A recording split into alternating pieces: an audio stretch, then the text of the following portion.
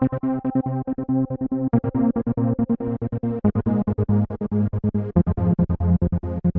everyone! Today I want to talk to you about 5 things that happen in aquariums that people think are bad but are actually good. These items range from things that people think of as pests and nuisances to things that people think might actually be toxic, but in fact are beneficial to the aquarium in their own way. The first item I want to talk about is waste. Now, we're all taught that when your aquatic animals go to the bathroom, that poop needs to be filtered out of the water, whether that be through filtration or through manual removal with something like a turkey baster, for example. And although there is some truth to that, we don't want to over-clean our tanks because we do want to feed that beneficial bacteria that lives in the tank. So a certain amount of waste and even dead plant matter needs to exist in the tank in order to feed that beneficial bacteria and keep your water clean. Basic fish keeping knowledge teaches us about the nitrogen cycle and the fact that beneficial bacteria helps break down fish waste. So it would only reason that a certain amount of waste does need to exist in the aquarium in order to keep that beneficial bacteria alive, or else it's not going to have anything to live on.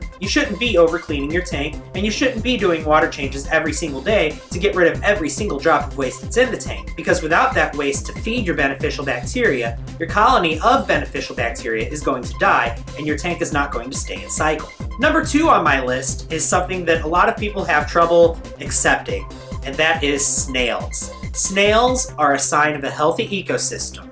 And not only that, but they're also an indicator of what your water quality is like. Time and time again, I've seen fish keepers get upset when they set up a planted tank and they realize that all of these plants that they bought came with snails. Unfortunately, there's nothing you can do about that unless you want to go through a lengthy quarantine process with your plants. But snails are actually quite beneficial both to the aquarium and to the fish keeper in many ways. They help break down waste and uneaten food. They help break down decaying plant matter so you don't have to trim your plants quite as often. And they also serve as an indicator for what your water quality is like. For example, if all of your snails are congregating at the top of the water level, then that tells you that something's wrong with your water quality and you should probably do a water change before your fish start to suffer. Now, a lot of people think snails are unsightly and they go to great lengths to get rid of them, maybe by getting assassin snails or a fish that eats snails.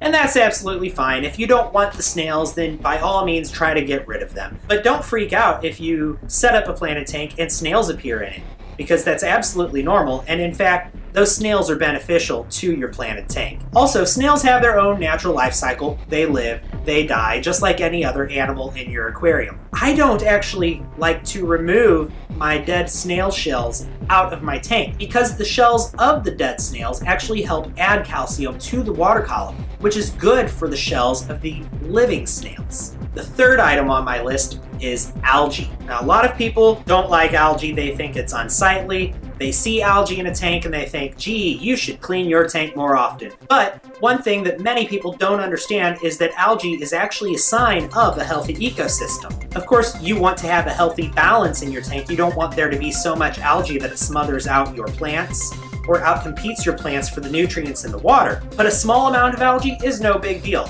Sometimes a large amount of algae is no big deal. Lots of animals that live in our aquariums like to graze on algae, such as shrimp, snails, fry, and some species of adult fish such as plecos and various catfish. Now, if there is an excess of algae in your tank, that could be a problem for you, the fish keeper, but maybe not for your fish. There are things that you can do to reduce the amount of algae in your tank, such as reducing your light cycle or reducing how much you feed your fish. In some extreme cases where the water is just pure green, you might want to consider a blackout, which would involve the tank having no food and no light for a few days. But in most of our fish tanks where we have just a little bit of algae accumulating on the hard surfaces, that's nothing to worry about, and I personally welcome it in my tanks. The fourth item I want to talk about is detritus worms. Detritus worms are actually a normal part of the aquarium ecosystem. If after stirring the substrate or cleaning your filter, you see some little squirmy worms swimming around in the water, that's absolutely normal. Those worms actually eat decaying matter and fish waste.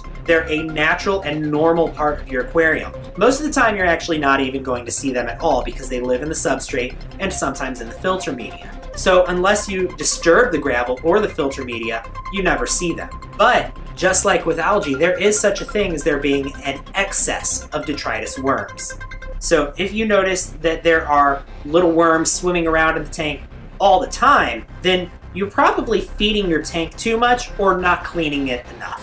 Like I said, you should not be seeing these worms all the time. You should only be seeing them when you disturb the substrate or clean the filter. Also, detritus worms should not be confused with planaria, which are in fact invasive to the aquarium and should be considered pests. They might actually be harmful to your fish depending on what fish you have. You can tell the difference between detritus worms and planaria very easily. Detritus worms are just super thin, squiggly little worms that swim around in the water column. Planaria actually sticks to the glass and they have triangular shaped heads. Planaria can in fact be harmful to your fish, so if you have planaria in your tank, that is something you should take care of. Now, if you have planaria in your tank, or if you have an excess of detritus worms and you try to take care of that, beware. If you exterminate all of the worms in your tank all at once, you're going to cause a huge ammonia spike.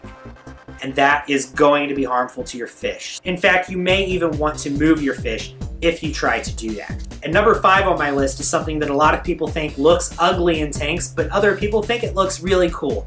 And that is tannins. Now, tannins are the natural byproduct of botanicals that are in the tank, such as driftwood or leaf litter, or several other things that you can put in your fish tank that will make the water turn yellow or maybe even brown. This is oftentimes referred to as black water.